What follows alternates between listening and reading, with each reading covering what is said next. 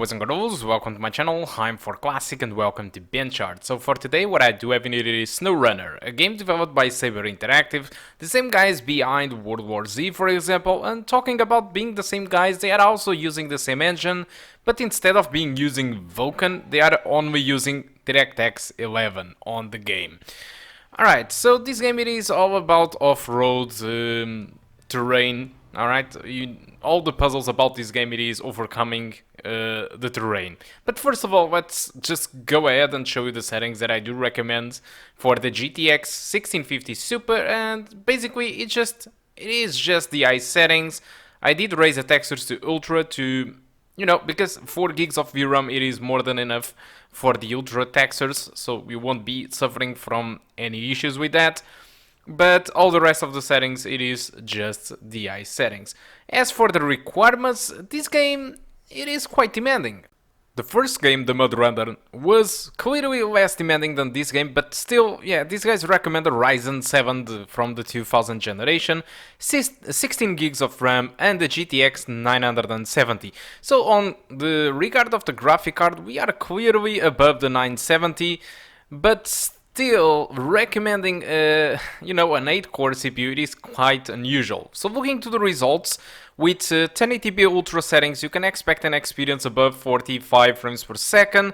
The settings that I do use in here, the 1080p high settings with textures on Ultra, you actually have an experience above 60 frames per second, no issues whatsoever. If you go with 1440p, playing with median settings with textures on Ultra, it actually delivers a frame rate above 60 frames per second. There might be a drop or two below 60, but the overall experience will be over 60 frames per second, no issues whatsoever.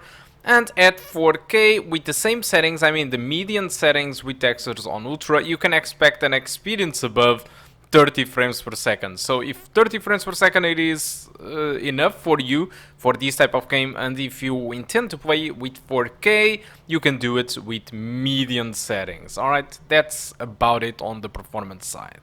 As for the game itself, I mean, this game it is pretty much the same thing as the MBoard, the previous game from this developer, but what I feel like is that this game it is so well built right now comparing to, for example, the MBoard or the Spin Tires, that makes all the other games looks like a beta, because this game it is actually finally a game. It is not a tech demo anymore, just like MBoard or the Spin Tires looked like. This is a real game right now. You have very good objectives from, it's pretty much the same thing, but they kind of give you a better excuse from transporting stuff from one point to another. But the way that they do it, there is 3 big maps in here, each one with different characteristics, one with snow, other with this kind of USA terrain.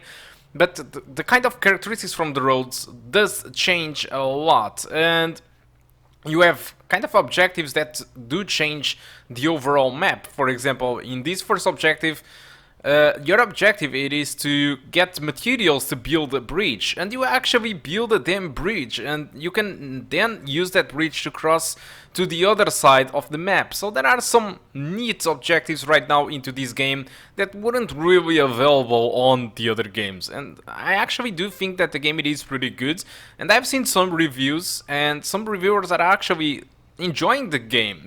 All of this it is just a big puzzle over here to try and traverse some objectives over here, some roads, but still it is a very good game, and it is a game of patience overall, because if you want to do things faster, you will end up just losing your truck or having it stuck on the ground or something. But overall, this is a very, very good game, and if you enjoy this type of games, this is a seriously thing that you should really consider to get it. Alright, you can get this game for $39.99 at the time of this video. This is the unfortunate part.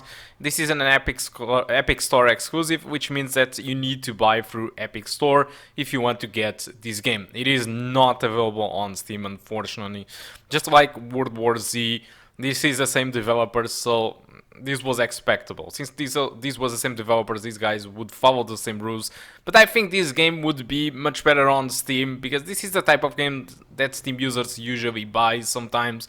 And seeing this on Epic Store, it is a little bit weird in my opinion, but who knows? Let's hope this game actually sells well, because I do feel that this type of games does deserve, and this game, it is insane in technical regard, just like it was Spin Tires and Mud Runner, but now we have nice objectives and nice maps for you to traverse with.